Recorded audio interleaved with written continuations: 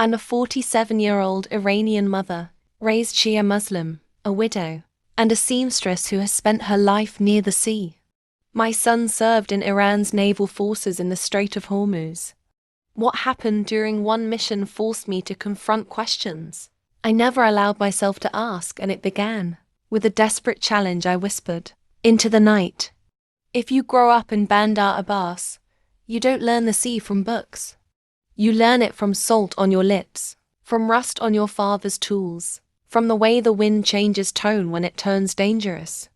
The sea is beautiful here, but it's never gentle for long. It provides and it takes, sometimes in the same breath."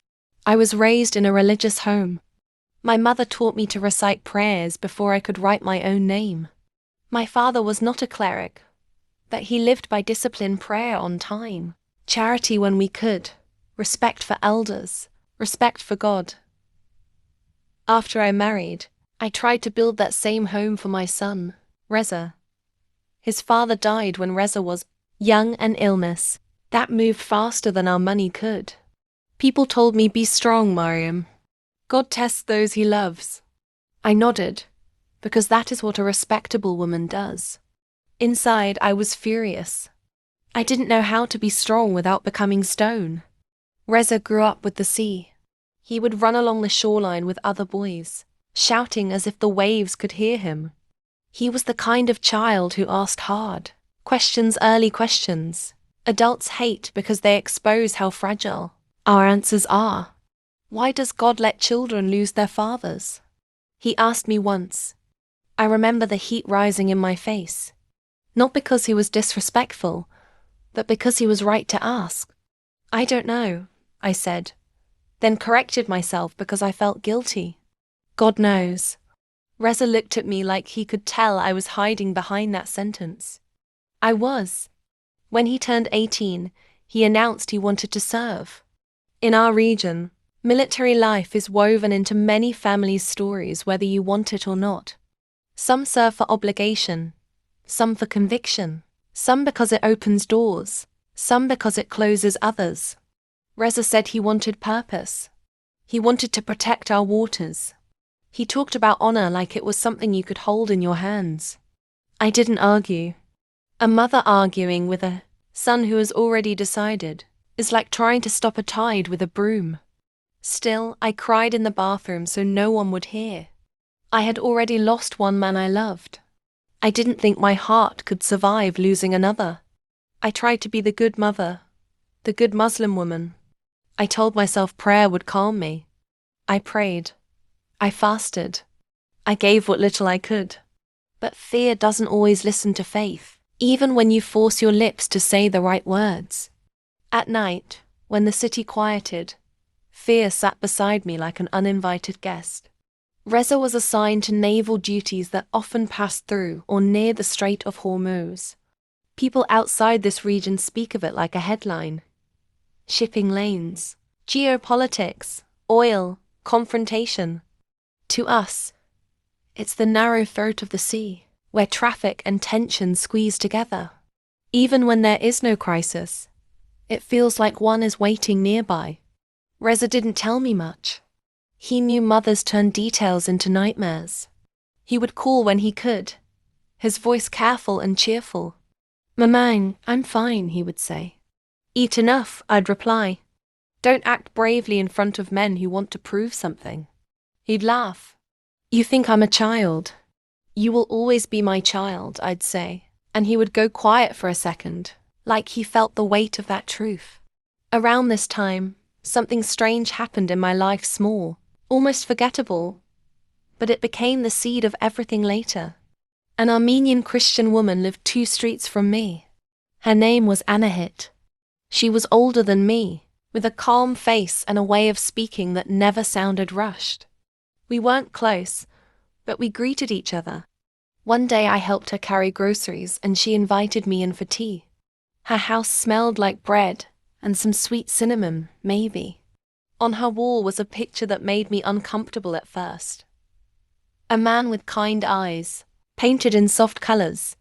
I knew who it was without being told. Isa, Jesus. In Islam, we respect him as a prophet. Still, seeing his image like that felt foreign, intimate in a way I wasn't taught to allow. Anahit noticed my eyes. "Jesus brings peace," she said simply. I replied with the sentence I had been trained to use when I didn't want trouble. "Peace comes from God." She nodded. "Yes, from God." It should have ended there. But something in her voice, gentle, not argumentative, made me curious. I asked, "Why do Christians speak about him like he is closer?" She smiled, was not triumphant, and did not offend me. "Because we believe God came near." I didn't respond. My mind threw up walls. Dangerous talk. But later, walking home, that phrase stayed with me. God came near. Weeks later, Anahit gave me a small booklet in Persian. "If you ever want to read," she said. "It's the Injil Gospel." I almost refused. I imagined someone seeing it. I imagined questions. I imagined consequences. But I took it like a guilty person accepts evidence and hides it before anyone notices. That night, I placed it under folded fabrics in my sewing basket. I told myself I would throw it away. I didn't. I didn't read it right away either. But sometimes, late at night, when fear for my son crawled up my throat, I would touch the booklet as if it were a strange kind of talisman, something I didn't understand, something I wasn't sure I was allowed to have, but something that whispered, "There is more." Then came the week Reza was deployed again. He called me the night before. "Maman," he said, "don't worry if I'm out of reach. It's routine." Routine. A word mothers don't trust. I asked, "Are you scared?" He paused, and I heard the sea behind his voice even through the phone. "A little," he admitted, then tried to cover it. "But it's fine." After we hung up, I sat on the floor beside my sewing basket. My fingers found the edge of Anahit's booklet. I didn't open it. I just held it and stared at the wall. I whispered into the quiet, not sure who I was addressing. "God, protect my son." But my heart didn't feel heard. It felt like it was shouting into a storm. 2 days into Reza's deployment, I woke before dawn with a strange pressure in my chest, the kind that makes you sit up, even if you don't know why. The house was still dark. My phone lay on the table like a sleeping animal. I made tea, though I wasn't thirsty. I checked my messages. Nothing. I tried to tell myself this was normal. The sea doesn't care about a mother's need for reassurance. Morning came. I forced myself into chores. Sweeping, laundry, sewing a neighbor's hem. But my hands were clumsy. I stabbed my finger with the needle twice and didn't even curse, which is how I knew something was wrong. Near midday, my phone rang. When I saw the number, my stomach dropped. It wasn't Reza's. It was an unfamiliar official line. I answered. "Salam?" A man spoke with a voice that was trained to be calm. "Is this Mariam Hosseini, mother of Reza Hosseini?" My mouth went dry. "Yes. What happened?" There was a pause, not long, but heavy. "There has been an incident during operations near the Strait. We are still confirming details. Your son's unit is involved." "Involved how?" I demanded. I hated how my voice sounded high and raw. "We are not authorized to share everything over the phone," he said. "But you should come to the naval office in Bandar Abbas. Someone will speak with you." The line went dead before I could ask more. For a moment I couldn't move. The room tilted slightly, like I was on a boat. I pressed my palm against the wall to steady myself. I covered my hair properly, grabbed my purse, and left the house without locking the door. I didn't even notice until later. The streets were loud in the way they always are. Vendors, motorcycles, children, but it all sounded far away. My body moved while my mind stayed stuck on the phone call. At the office, there were other families waiting. That was the first real blow. Realizing I wasn't the only one called. Mothers with tight faces. Fathers pretending to be made of iron. A young wife clutching A baby who didn't understand why the room was filled with fear. Hours passed. A man in uniform eventually spoke to us in careful phrases. An equipment malfunctioned during a nighttime exercise. Smoke. Confusion. A small craft disabled. The possibility of crew members in the water. Rescue operations ongoing. Then the sentence that turned the room into a graveyard. We have not accounted for everyone. I stood up so fast my chair scraped loudly. Where is my son? He looked at a paper, then at me. Reza Hosseini is currently listed as missing. Missing. Not dead. Not alive. A word that suspends you between worlds. I wanted to scream at him, to grab his collar, and demand that the sea return my child. But anger is useless in places ruled by procedure. I sank back down, shaking. Outside, the heat hit me like a slap. I walked home as if the streets were made of glass. Once inside, I closed the door and slid down it until I sat on the floor. My breathing became shallow, panicked. I tried to pray, but my mind kept repeating, missing, missing, missing. I thought of my son's face, his hands, the scar on his knee from when he fell off a bicycle at 8. The way he used to call me Mamang when he was tired. I realized then how little control I had ever had. I had mistaken routine for safety. I had mistaken faith practices for certainty. Now I had nothing, only the unbearable awareness that my son might be swallowed by the water while I sat helpless on land. I don't know why I did what I did next. Maybe because despair makes you reckless. Maybe because fear burns away the polite borders we draw around belief. Maybe because that small gospel booklet in my sewing basket had been quietly waiting for the moment I ran out of my own answers. I crawled to the basket and tore through fabric until I found it. My hands shook so hard I could barely open it. The pages smelled like paper and dust, harmless and forbidden. I didn't read. I just held it. Then I said words that still shock me when I remember them. Jesus, I whispered. It felt strange, like saying the name of someone you aren't supposed to know personally. I continued, my voice breaking. In my religion, you are Isa, a prophet. Christians say you are alive, that you hear people, that you save. If that is true, then prove it to me. My throat tightened. I swallowed. Save my son. Silence answered me at first. No thunder, no light, no dramatic sign. Only the hum of the refrigerator and distant street noise. So I pushed further, because pain made me bold and a little cruel. I challenge you, I said, almost spitting the words through tears. If you are real, if you have power, bring him back from that water. Bring him home. Otherwise, don't let anyone tell me again that you listen. The moment the words left my mouth, I felt shame. Who was I to speak to God, any God like that? Yet another feeling rose alongside the shame. Raw honesty. For the first time in a long time, I wasn't performing religion. I was telling the truth of my heart. I stayed on the floor for hours. I don't remember moving. At some point, the sun lowered and the light in my room turned orange. That evening, an official update came through a neighbor who had contacts. Search operations continued through the night. Conditions difficult. Visibility poor. Currents strong in places. I couldn't eat. I couldn't sit.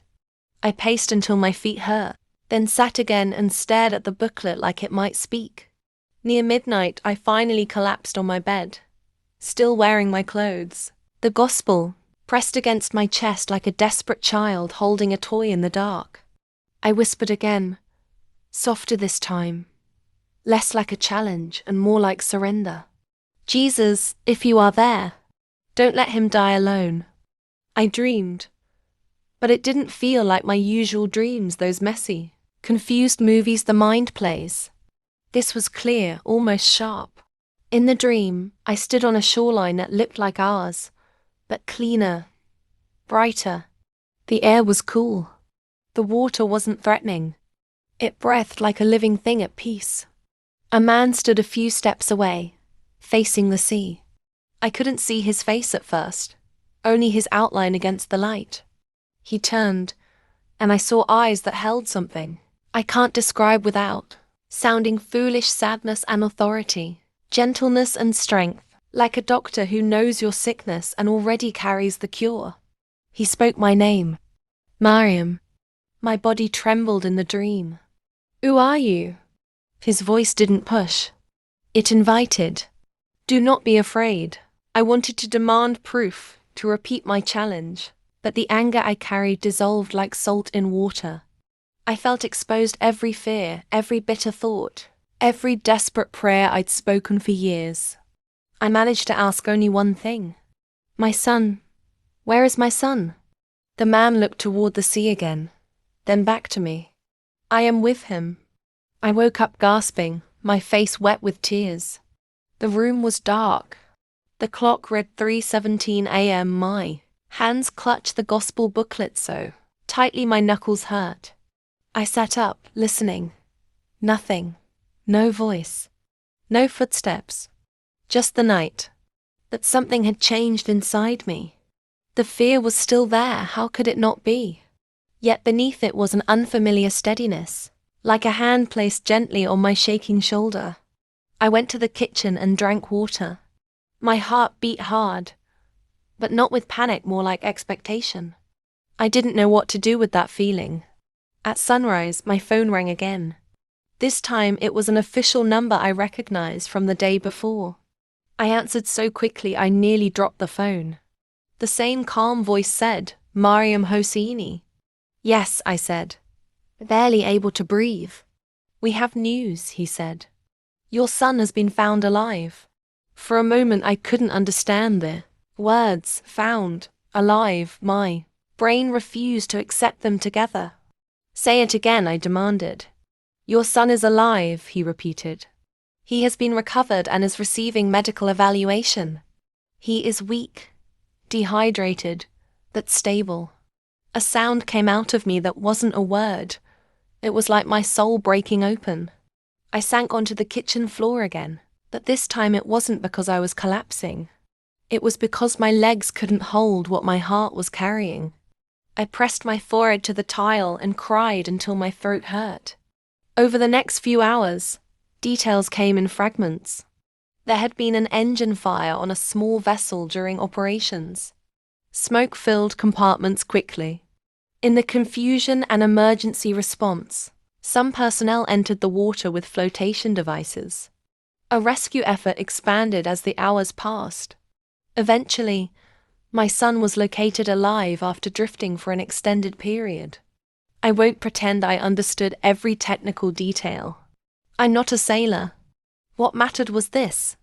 The sea that takes had not taken him. When I was finally allowed to see Reza, he looked older by years. His lips were cracked. His skin was scraped in places. His eyes were bloodshot with exhaustion. But he was there, breathing, real, holding my hand. Maman, he whispered, and I felt my entire life rearrange itself around that sound. I wanted to scold him, to hit him lightly the way mothers do when they're furious with love, to say 1,000 things at once. Instead, I leaned down and kissed his forehead and cried against his hair, like I was trying to pour my fear out of my body. He squeezed my hand weakly. Don't cry, he said, trying to protect me even while broken. I sat beside him while the nurses checked him. Every few minutes, I touched his arm just to confirm he didn't dissolve into a dream. When we were alone for a moment, he said something quietly, as if afraid the air itself might accuse him. Maman, when I was in the water, I thought I would die. My chest tightened. Don't say that. I have to tell you, he insisted. His voice shook. There was a moment. I was sure it was finished. The night was too dark. I couldn't tell which way was land. The current pulled like hands. He swallowed, then continued. I prayed. At first I prayed the way we always pray. But my mouth was full of salt and fear. I couldn't focus, and then, I don't know why, but I remembered something you once said about Isa being close to God, about miracles. I stared at him. I had never told him about Anahit's booklet. I had never told him about my questions. My throat went dry. Reza looked away, ashamed. I said, Jesus, if you are real, help me. The room went quiet around us. He turned back to me. And, Mamang, I don't know how to explain it. I felt guided, like I wasn't alone in the dark. Like I should hold on, keep my head up, wait. And when I was almost unconscious, I saw a light in the distance. I don't know if it was a ship or a helicopter or what, but it came toward me.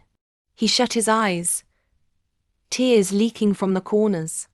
I shouldn't be alive. I gripped his hand tighter, my mind racing back to my dream. I am with him. I didn't tell him then. Not yet. I was afraid of what saying it aloud would mean. But inside I whispered a sentence I never expected to speak with sincerity. Jesus, you heard me. People think the hardest part of a miracle is the crisis. They imagine the storm, the water, the rescue, the dramatic phone call. But there is another kind of difficulty that comes after, when life returns to normal shape and you're left holding questions that don't fit inside your old beliefs. Reza recovered at home over the next weeks. He slept like someone who had been chased for miles. Sometimes he woke up sweating, his eyes wide, reliving the darkness of the water. I would sit beside him and rub his shoulder the way I did when he was a child with fever. We didn't speak openly about what he had prayed that night. Not at first. In our home, religion is not merely personal, it's family, society, safety. Certain questions can create danger even if asked quietly, but silence has its own pressure. It grows heavy. One afternoon Reza sat at the table, staring into his tea. He said, barely above a whisper, Mamang, why did I call on Jesus? I chose my words carefully. Maybe you were desperate. He nodded. Yes, but I felt heard. I felt my heart beat hard. I stood and walked to my sewing basket. My hands moved without permission, retrieving Anahit's booklet like it had been waiting for this moment. I placed it on the table. Reza's eyes widened. You have this? I've had it for months, I admitted. I was afraid to read it. I was afraid even to keep it. He touched the cover gently, as if it might burn. Why didn't you tell me? Because I didn't know what it meant, I said. And because I was trying to be safe. He looked at me with a seriousness that startled me. Mamang, I think God did something.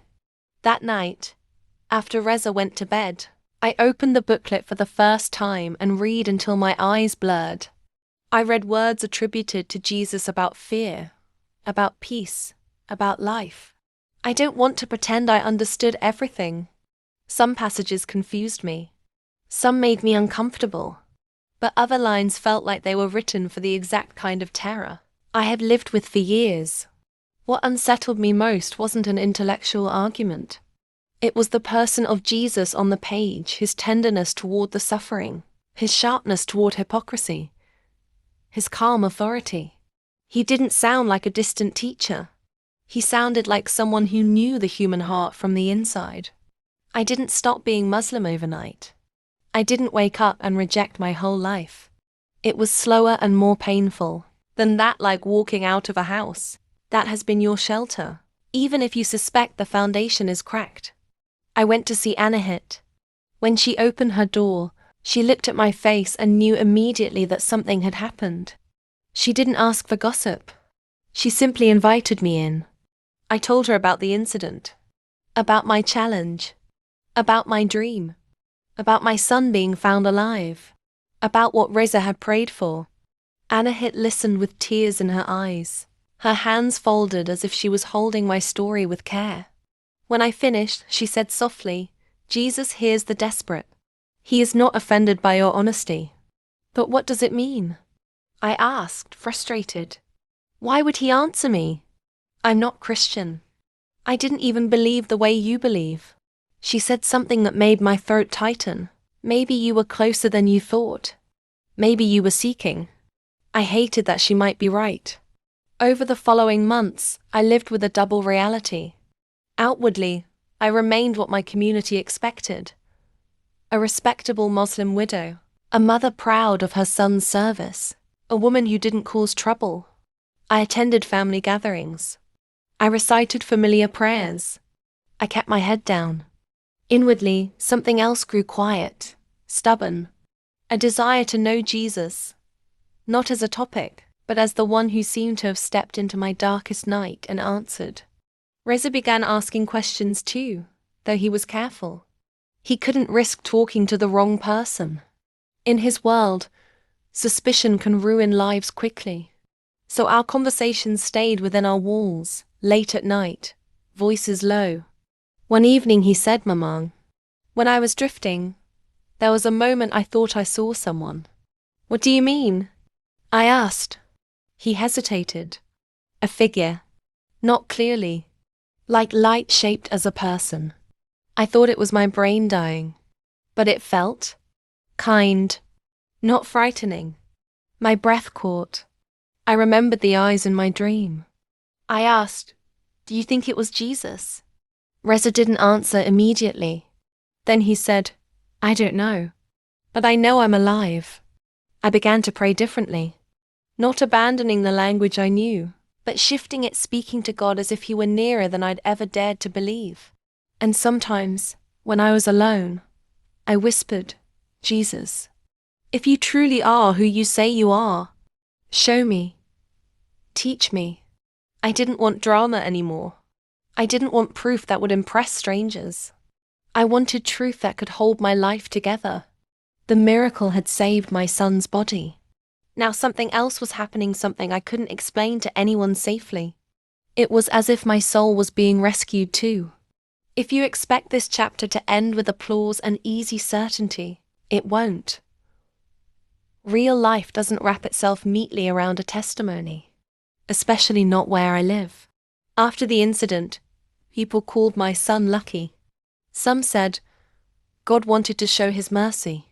Others said, he survived because he's strong. I nodded and thanked them, because it was safer than saying what I actually believed, that in the deepest moment of fear, my son called on Jesus, and Jesus answered in a way that changed us both. I didn't become reckless. I didn't run into the streets declaring a new faith. I'm a mother, not a martyr by personality. I think first about survival, my son's safety, my own safety, the quiet stability of our lives.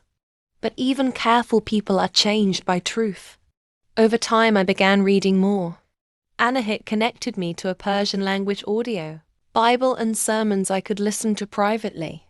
I learned about the life of Jesus beyond the small booklet.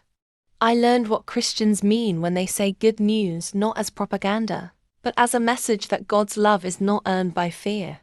That was the hardest shift for me. Fear had shaped so much of my faith.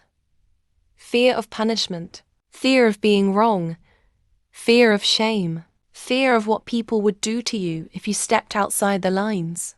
Jesus, in the accounts I read, did not erase reverence for God, but he repeatedly confronted fear-based religion. He spoke of God as Father. He spoke of forgiveness like it was a gift, not a transaction. I wrestled with it. I argued with God in my kitchen while washing dishes. I cried over the sink at midnight, ashamed of how confused I was. More than once I said, if this is true, why was I born where it's dangerous to believe it? And in that question I felt no lightning strike, only a steady sense that God was not angry at my honesty. Reza's path was complicated too.